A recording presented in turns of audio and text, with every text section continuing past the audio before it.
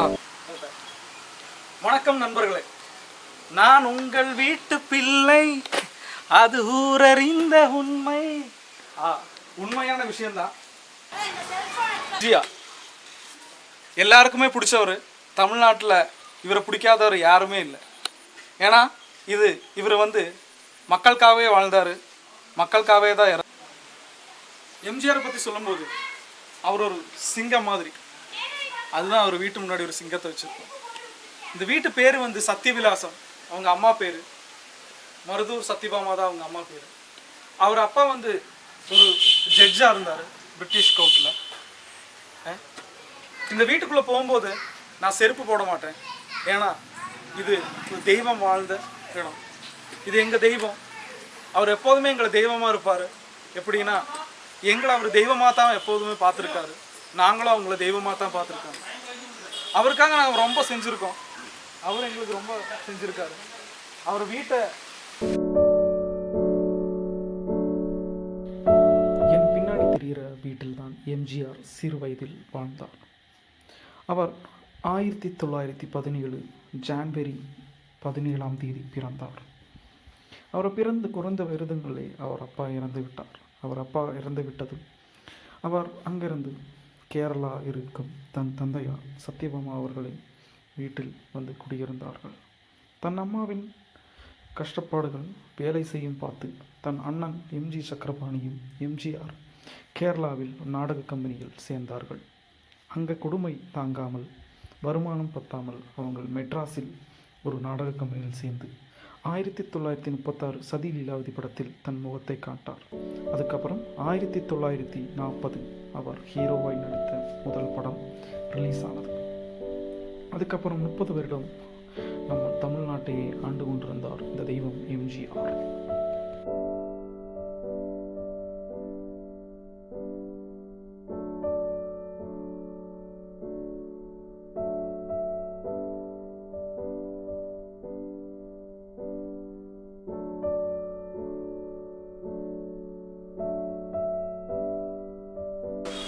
புதுசாக பண்ணியிருக்கோம். அவர் இருந்த இடம் 5 வயசு சின்ன வயசுல இருந்த வீடு ரொம்ப அழகான வீடா மாத்திருக்கிறோம். இது அவரோட சரித்திரத்தை குறிக்கிறது. இந்த ஆர்ட் கேலரி. இதுல அவரு எப்ப இருந்து சினிமாவில் ஆரம்பிச்சாரு, எப்போ அரசியல்ல வந்தாரு, எப்போ அவரு தமிழ்நாட்டு முதல்வர் ஆனாரு, என்ன எல்லா விஷயங்களும் இந்த ரூமுக்குள்ள இருக்கு. சரித்திரம் என்பது கல்லில் செதுக்கி வைக்கும் அழகான ஓவியம். அந்த ஓவியம்தான் எம்ஜிஆர்.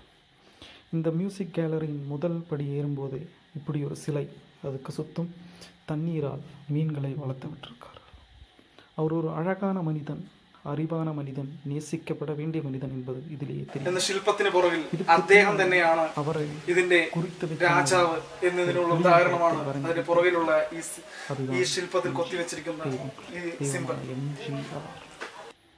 இந்த ரூமுக்குள்ள நம்ம போகும்போது எம்ஜிஆரின் சரித்திரங்கள், அவரின் அழகான நிமிஷங்கள், அறிவான பயணங்கள், அற்புதமான வாழ்க்கைகள் எல்லாமே நமக்கு பார்க்கலாம். இந்த ரூம் சுத்தமே அதுதான் இருக்கிறது. இது அழகான ஓவியம், அறிவான ஓவியம், தெரிய வேண்டிய ஓவியம், தெரிய வேண்டிய சரித்திரம். இந்த ஃபோட்டோக்களை நாங்கள் பார்க்கும்போது தமிழ்நாட்டின் சரித்திரத்தை தெரிந்தோம், தமிழகத்தை தெரிந்தோம், தமிழக மக்களை தெரிந்தோம். அவர் 1952 வரை காங்கிரஸில் இருந்தார். அதுக்கப்புறம் டிஎம்கேயில் சேர்ந்தார். அதுக்கப்புறம் தான் அவர் புதிய கட்சியை ஏஐடிஎம்கே ஆரம்பித்தார். அவர் முதல் படம் சதி லீலாவதி 1937 ரிலீஸ் ஆனது. அதுக்கப்புறம் அவர் மிக பெரிய பெரிய ஹிட்டுகள் கொடுத்தார். 1940 அவர் நடித்து ஹீரோவை நடித்த படம் ரிலீஸ் ஆனது.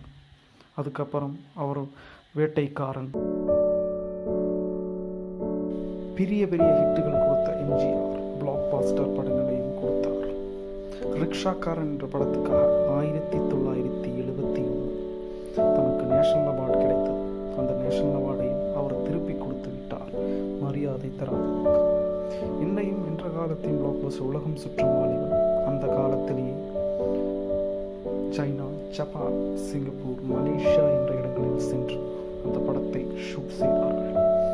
தமிழகத்துக்கே உலகத்தை காமித்தவர் எம்ஜிஆர். தன் படத்தில் மக்களுக்காகவே வாழ்ந்து, மக்களுக்காகவே போராடி, மக்களின் மனதில் நிறைந்த எப்போதுமே இடமிருக்கும் ஒரு அரசியல் லீடர் தான் எம்ஜிஆர். அவர் எப்போதும் மக்களின் நெஞ்சத்தில் வாழ்ந்து கொண்டுதான் இருக்கிறார்.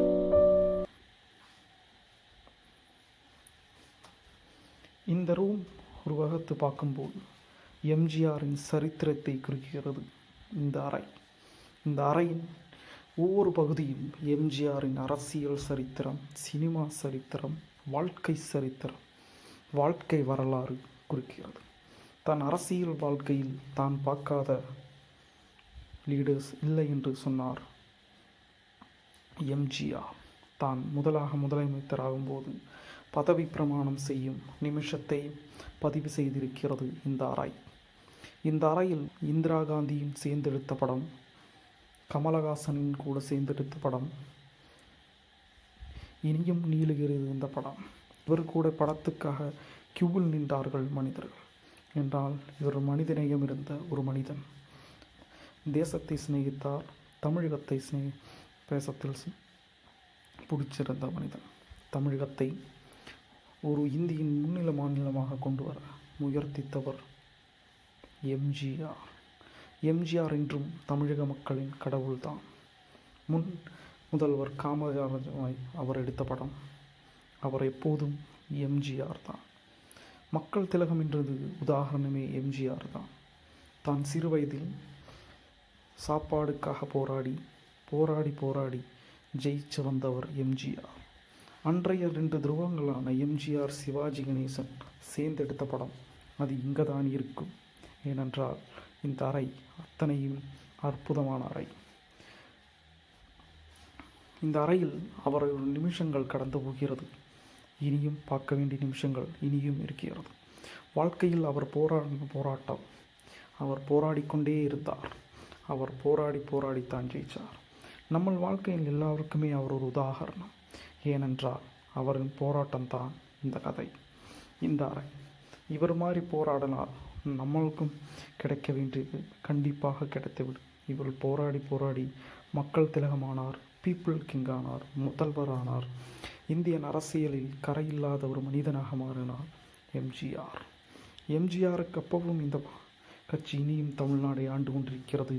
ஏனென்றால் எம்ஜிஆர் என்ற பெயர் ஒரு பிராண்ட் இல்லை, அது மக்களை மனதில் பச்சை குத்தின ஒரு பெயர் எம்ஜிஆர்.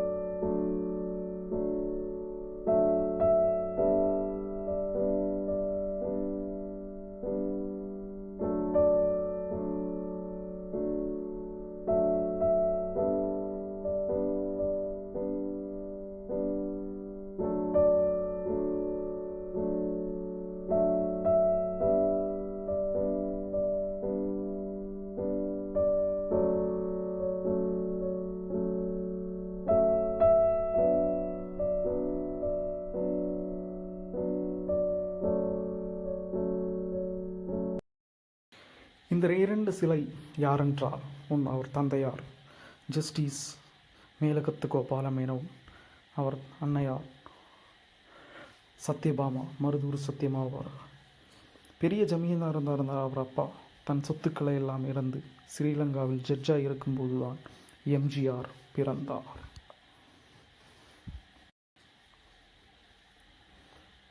இதுதான் எம்ஜிஆர் சிறு வயதில் வாழ்ந்த வீடு. இந்த வீடை போல் அழகாக மாற்றியிருக்கிறார்கள். இந்த வீட்டில் இருக்கும்போதே எம்ஜிஆரின் கால் ஒச்சைகள் நமக்கு கேட்கும். மன நிம்மதிக்காக வருவீர்கள், வாருங்கள் இந்த வீட்டில். என் படத்தின் பின்னாடி தெரியும் 2 பேர். ஒன்று எம்ஜிஆர், அவர் அண்ணன் எம்ஜி சக்கரபாணி அவர்கள். அதுக்கு அந்த பக்கம் தெரிகிறது அவர் அம்மையாரின் ஃபோட்டோ, மருதூர் சத்யபாமா அவர்கள். வாருங்கள், நமக்கு இந்த வீட்டில் உள்ளே போவோம். வீட்டில் உள்ளே போகும்போது தெரிகிறது இந்த வீடு அவளை இடித்து புதிய சரித்திரத்தை உருவாக்கவில்லை. இருந்த சரித்திரத்தை படமாக்கி இருக்கார்கள்.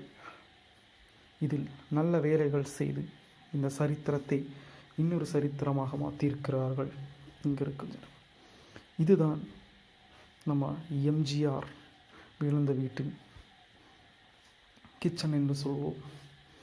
இந்த படத்தின் ஒரு படத்தில் அவர் அண்ணன் கொடுப்பார் தான் குழந்தைகளுக்காக சோறு கொடுக்கும் காட்சி தான் இது.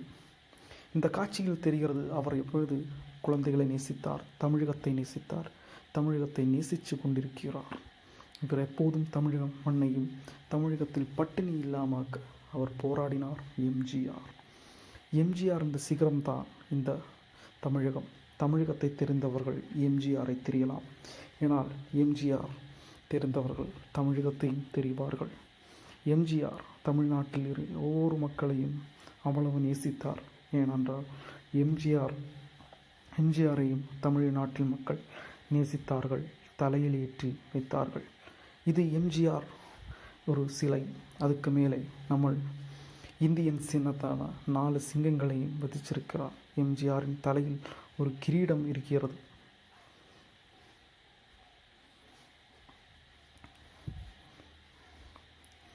எம்ஜிஆரை கல்லில் சிதைக்கி வைத்திருக்கிறார்கள். ஒரு கருங்கல்லில் செதுக்கி. இந்த கல்லின் வெயிட் எவ்வளவு?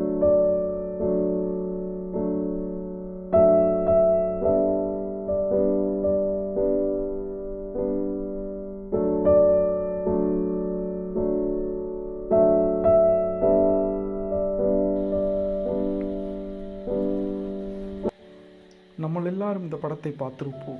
இந்த சிமரில் இந்த படம் இருக்கும்போது தெரியும் எவ்வளவு அழகாக இருக்கிறது என்று. இந்த மனிதன் ஒரு பெரிய மனிதன் தான். தமிழகத்தின் அத்தனை மனசையும் தன் மனசிற்குள் வைத்திருக்கும் மனிதன். இப்போதும் தமிழக நெஞ்சில் இவர் வாழ்ந்து கொண்டுதான் இருக்கிறார். இவருக்கு இறப்பே இல்லை. ஏனென்றால் இவர் ஒரு சரித்திரம். மக்களுக்காகவே போராடின சரித்திரமான மனிதன் தான் எம்ஜிஆர். வாங்க, நமக்கு இனி எம்ஜிஆரின் வீட்டுக்கு பின்னாடி ஒரு அதிசயம் இருக்கிறது. அவர் குழந்தைகளை எவ்வளவு நேசித்தார் என்பதற்கு இது ஒரு முன்கூட்டான உதாரணம். இங்கே தெரிகிறதே எம்ஜிஆர் மெமோரியல் அங்கன்வாடி, குழந்தைகளுக்கு சிறு வயதில் படிக்கும் இடம். இந்த அங்கன்வாடி ஒரு A கிரேட் கிடைத்த அங்கன்வாடி. நம்ம இங்கிலீஷ் மீடியத்தில் நம்ம குழந்தைகளை விடும் முன்பு யோசித்து பாருங்கள். இந்த அங்கன்வாடியை எல்லா டெக்னாலஜியும் இருக்கிற ஒரு அங்கன்வாடி.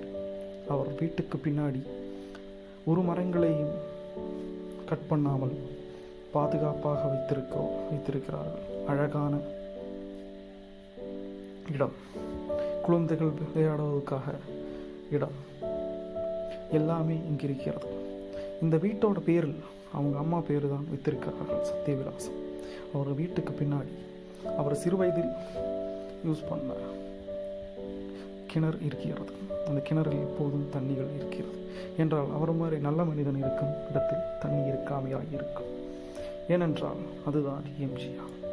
மக்களை நேசித்த, மக்களுக்காகவே வாழ்ந்த மக்களின் மனிதன் தான் எம்ஜிஆர். எம்ஜிஆரை நேசித்து பாருங்கள். நம்ம மனிதர்களை நேசித்து பார்ப்போம். தன் 70 ஆண்டு காலத்தில் தமிழகம் என்ற ஒரு உலக அரசியலில் ஒரு முன் உதாரணமாய் மாறியிருக்கிறார் எம்ஜிஆர். எம்ஜிஆரை பற்றி சொல்லும்போது நிறைய நமக்கு சொல்லிக்கொண்டே இருக்கலாம். ஏனென்றால் அவர் ஒரு பெரிய மனிதன், பெரிய நேசிப்பாளன், பெரிய கலைஞன், பெரிய மனிதநேயம் உள்ளவர். இந்த இடம் பாலக்காடு ஜில்லை, கேரளாவில் மாநிலத்தில் பாலக்காடு மாவட்டத்தில் வடனூர் சின்ன கிராமத்தில் தான் இந்த இடம் இருக்கிறது. தமிழ்நாடு பார்டர் பங்குற இந்த மாவட்டம். நீங்கள் போகும்போது கேரளாவுக்கு வரும்போது கண்டிப்பாக இந்த இடத்த பாருங்கள்.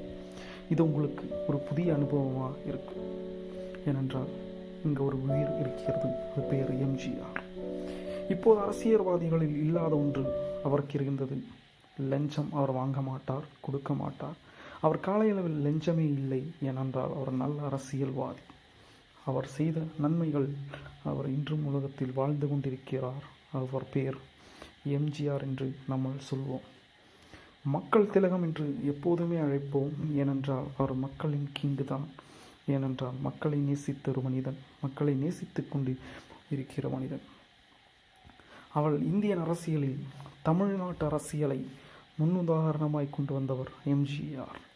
தான் தன் போலிசியுமாய் வராதனால் டிஎம்கே பிரிந்து அவர் ஏடிஎம்கே என்ற கட்சி உருவாக்கினார். இப்போது ஏது சினிமா நடிக்கும் தன் அரசியலில் வராத இருந்தாலும் அவர் வந்தார். ஏனென்றால் அவர் சினிமாவிலேயே மக்களை நேசித்தார், நிஜத்திலையும் நேசித்தார்.